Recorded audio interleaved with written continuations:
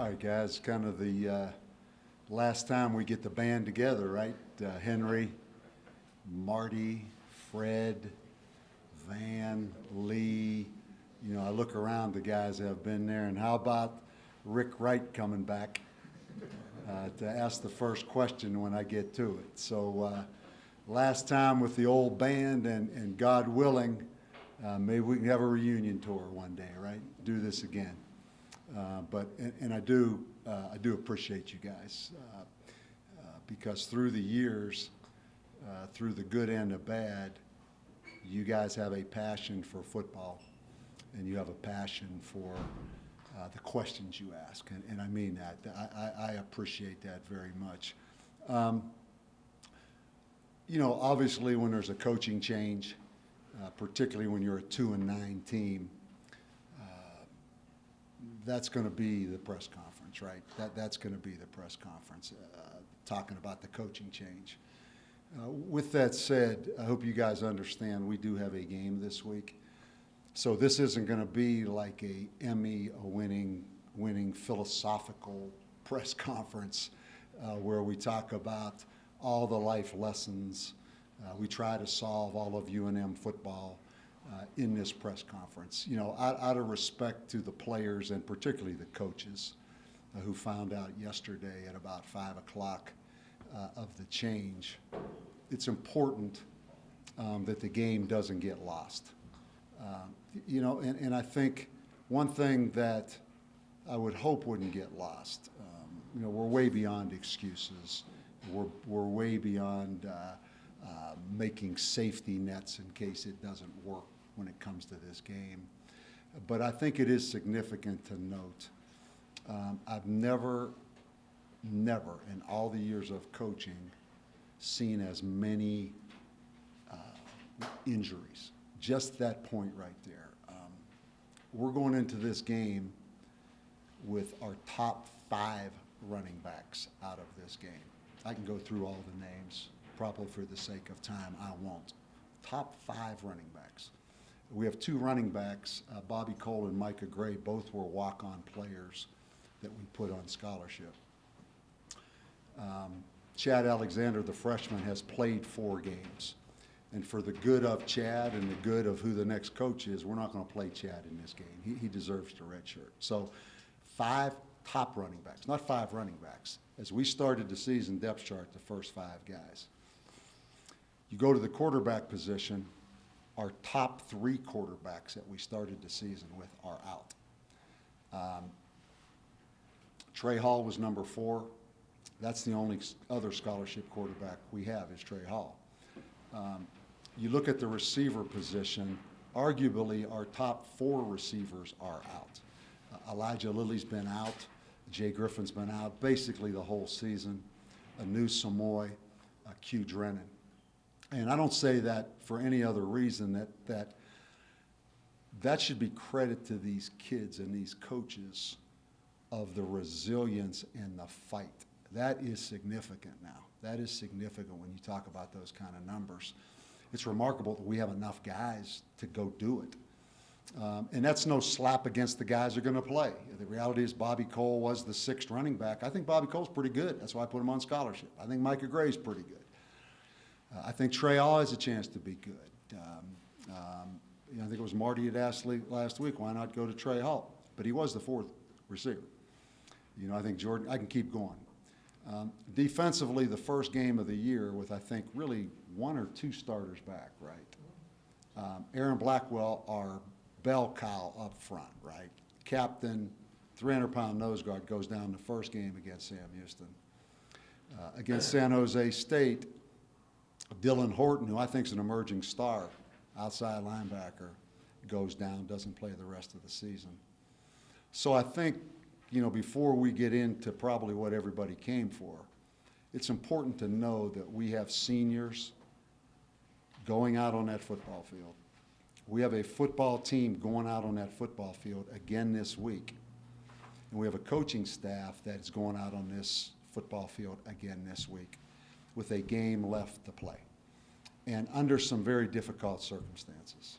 And I couldn't be more proud, I could not be more proud of this group of young men and coaches. So I want to get that out there before we start. So Rick, in honor of you being back, it's only appropriate that you have the first question. Bob, I respect what you said going in, but, I have to ask. Fair. Going back to 2016 and beyond, why in your mind, what happened and why were you not able to sustain it? Yeah, I've thought a lot about that. You know, if somebody said, was there a regret? Candidly, it might have been the regret of not leaving after the 9-4 season. But I can't really say that because I've been very fortunate to get 8 years here. And there's been so many things that happened over these very disappointing 3 years. But that probably will stick with me as being stubborn, thinking that it would get better, in that we got the 9 wins. It would get better. But I think you have to think back to that time. There was a change in administration at that time. Obviously, there was a lot of controversy with the athletic department. There was a controversy with me that shouldn't have been a controversy.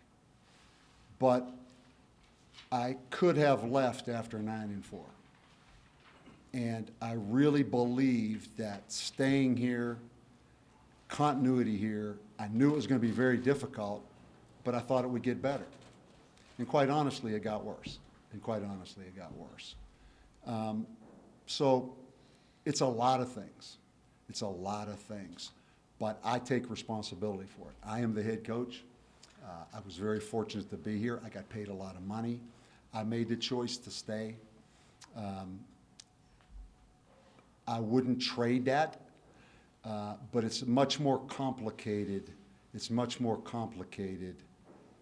What happened from 2016 till now than there's enough time, nor is this the right setting to talk about those things. So I hope that answered it. Coach, you talked about the old guard. Well, we remember what the program was like when we got here. How much pride do you take in the fact that your job, first and foremost, was to clean this program up, and I think you did that. How much pride do you take in that? A lot. I mean, I walk out of here not apologizing for one thing that I've done here as the head football coach. I've put every ounce into this. My family has put every ounce of this. And we did take over what at that time was a very unique situation. I do have more appreciation now of what that situation was and why it became that way. It wasn't any one person that caused that situation. I understand the totality of this job from top to bottom, but I am very proud of what we have accomplished here. And only I will know, and some of those early coaches that were here with me. You know, I go back to Bob DeBess. I go back to Kevin Cosgrove. My son Clay has been here. Scott Baumgartner's been 7 years. I won't go through the whole list. It has been an unbelievably unique journey, and I am very proud of what we've done, and I'm not going to apologize to anyone for what we've done here.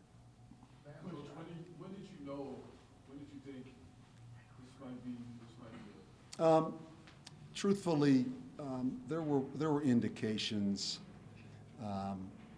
and signals to me for a period of time that this was imminent. And I'm not going to go any farther than that, but it doesn't come as a surprise. There were some strong indications for a period of time that this was imminent. Hey, Coach, recognizing what you were able to achieve with what you had to work with, what advice would you have for the next coach? I would tell that coach to call me if he wants my advice, and Quite honestly, he probably doesn't need my advice, but if he does, to call me, and I will do whatever I can to help him be successful here. And he would have my complete knowledge, but he would have to ask me and call me, and I'd be more than willing to do that. Mark, Coach, you must be proud. In the history of this school, over the 100 years we've been here, you put out the greatest academic squad of all time, the highest grade point average, and a lot of the press has not really taken much of it, but we have, Fred and I have on the No, yeah. radio. But you gotta be proud, this is the greatest academic group of kids you've ever put together for him. Yeah, I am proud of that. And, you know, particularly, I've talked about this before, the connotation of the junior college player. You know, we've had to, for reasons, get on that train of junior college players. So we've taken guys that haven't been here a long time, all coming from different academic backgrounds, and really immerse them in the culture and the accountability of what we've asked them to do. And I appreciate you bringing that up, because as you know, that's been a frustration of mine, that I don't think that drum has been beaten enough of what these kids and what these coaches and what our academic people have done here. And I've made it clear that that has been a frustration of mine. But I appreciate you bringing that up. Coach, you could have walked away after what happened at the Sam Houston game, but I'm just curious, like, the process involved with that, and then what's your next step? Where do you go from here? You know I'll be happy as long as my wife, quite honestly, is with me and my family is healthy. I'm gonna be happy. I'm gonna be happy. And I don't know. I don't know. You know, I actually spoke with Urban Meyer this morning a little bit, and we talked about some things that will remain private. But there's really been, quite honestly, no time for that. I did think that the question of, I thought there were some signals imminent that there would be a change. I did think I would be able to coach the last game without this being happened before the last game. So from that standpoint, it caught me a little bit by surprise. And now it's been full on trying to manage this situation, giving our players and coaches a chance to win this game. And Will, I appreciate the question. I don't really know, but I know I will be happy with the wife that I have, as long as we're together, and that my family is healthy. And that's the bottom line. Coach, Eddie mentioned that talks kind of started about 48 hours ago. Did he come to you and say, we want to make a change, or did you kind of say, well, I think it's time for me to step away? That's a question for the athletic director. Well, he didn't want to answer that question. Coach, can you talk about what the meeting with the players was like? Yeah, I apologized. I apologized to the players because, you know, the announcement was yesterday, late in the afternoon. We don't practice on Mondays. As you know, our players in the afternoon all go to classes, so they're spread out all over the campus. So there was no chance to get them together in person. So I was going to text them, but we couldn't get enough letters on the text, so I had to email them. So first of all, I apologized that I couldn't get them together face to face, but I didn't want them to be the first to know. Then I really apologized, quite honestly, again, that it didn't happen after the last game because there's so many circumstances and distractions that this team has had to deal with. So really, I was apologetic about that it happened yesterday, the announcement, because it couldn't be in person. And I apologize that it didn't happen after the last game because every week this team has dealt with things that young guys just wanting to play football, quite honestly, shouldn't have to deal with. You know, at some point, guys just want to play ball. So it was very short. It was very to the point of there are no distractions from this point forward. We have a football game. We're going to do it with class. We're going to do it with courage. And we're going to do it as competitive guys. And we're narrowing the focus and going. Coach, what do you see as the biggest challenges for turning around and creating sustainability of success in college football in 2019? I think that's a very complex question, one that I've had opinions on, particularly the last 3 years internally, and that will be the next head coach is problem.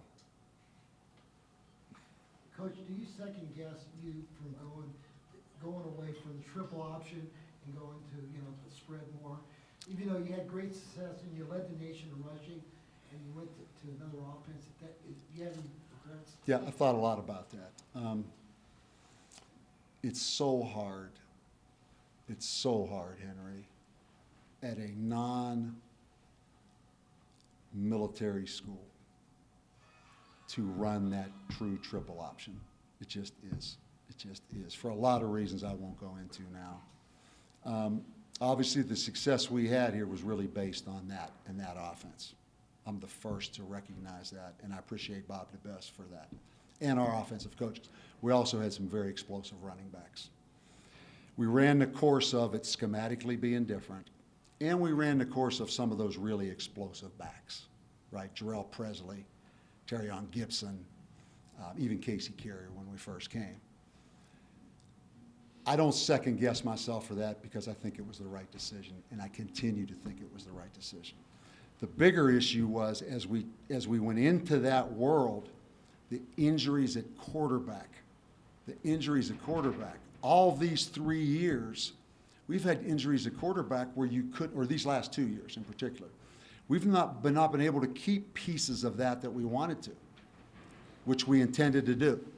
So we've never really had a chance to really see what it looked like.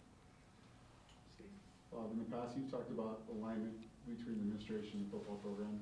Do you think that alignment was there throughout the season, throughout your time here? No. Coach. Don't bring me to my knees now. You got up here in the front row for a reason now. You want to get really face to face. Me and Bob Uecker. It's a two-way street of appreciation. You could have given us a Belichick press conference. Yeah. You always spoke to us. You were accessible. Thank you on behalf of all these guys.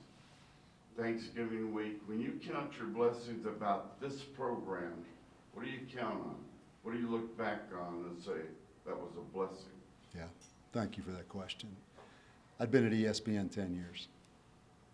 To get the opportunity to be a head football coach again at a Mountain West Conference level, I'm the luckiest guy in the world.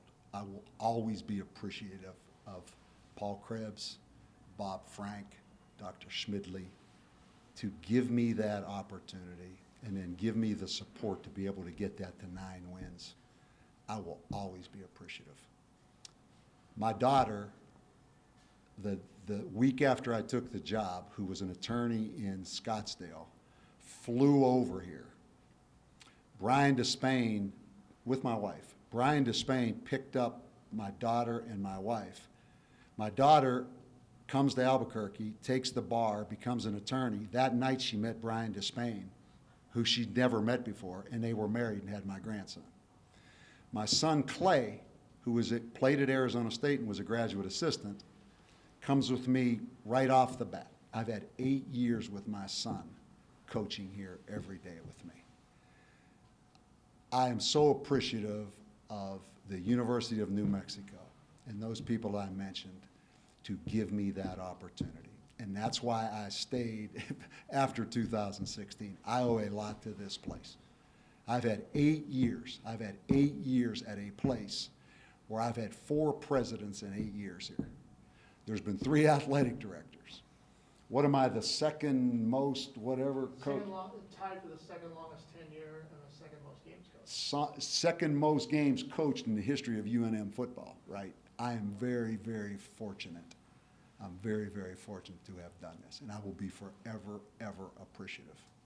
Coach, you talk a lot about narrowing the focus with, and that's kind of been a mantra this season. So, just can you get a little into how you thought about doing that this week, and are you at any point are you going to let this be an abnormal week at all? I've had a lot of experience at this. You know, I had You know, I was a head coach at another place under some very difficult, much brighter lights on a bigger stage. I'm pretty good at narrowing the focus. I've got pretty good mental toughness. I have no problem doing that. I worry much more about others than I do myself. And I appreciate those young men now that are on that field, at times getting their butt kicked, that keep playing. And that's why I'm so passionate about this. And I will not flinch. I will not flinch. Fred, then Mark. My questions have all been asked, except I do have one last one. You mentioned we have one player that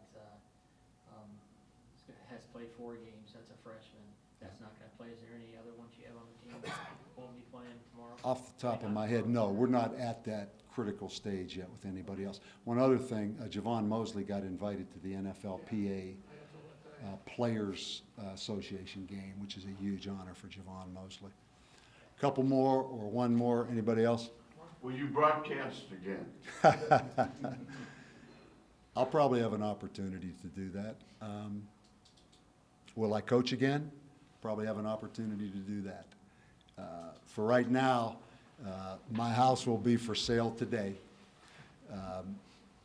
So if anybody wants a house that somebody put a lot of attention and a lot of care into, because there was a period here where the rumor was spread by someone that I didn't live here, right? That I live, was it on the radio today that I didn't live here? So the house that you're selling is in Albuquerque, it's not in Scottsdale? Yeah, the house that I sold, that my wife and I have lived in for all these years, is for sale today, just for confirmation that I Yes. lived here. I appreciate that. Yeah. Mark? Bob, you said that there were signs that this was coming during the year, and it was a surprise that it happened before the last game. Yeah. Was it a mutual decision? I'm gonna let the athletic director answer that,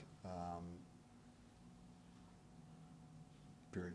All right, let's Do go you with Wyatt. feel, you talked about the support you got during your years.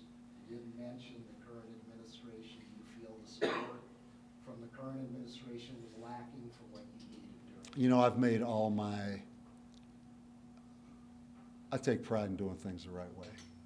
Whatever my conversations regarding that, I think are best to keep it internal, and I try to do things the right way here.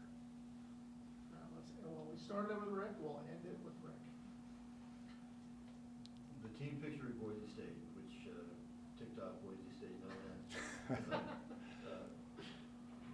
How do you feel about that game as kind of the high point of your tenure here, and you still have that photo? I've got a photo of my wife and I after the Boise State game, and my wife has one finger up in the air. In fact, if somebody wants to buy my house, I may throw that picture in now as an incentive, right? As an incentive. No, there's been some, I don't want to say magical, that's too strong. There have been some unbelievable moments, Rick, and you shared a lot of those here. You know, I can think back to that comeback against Boise my first year out here, when that place was on fire, out of the depths of whatever was here before me, on fire. I mean, that was a magical moment now, even though we didn't win.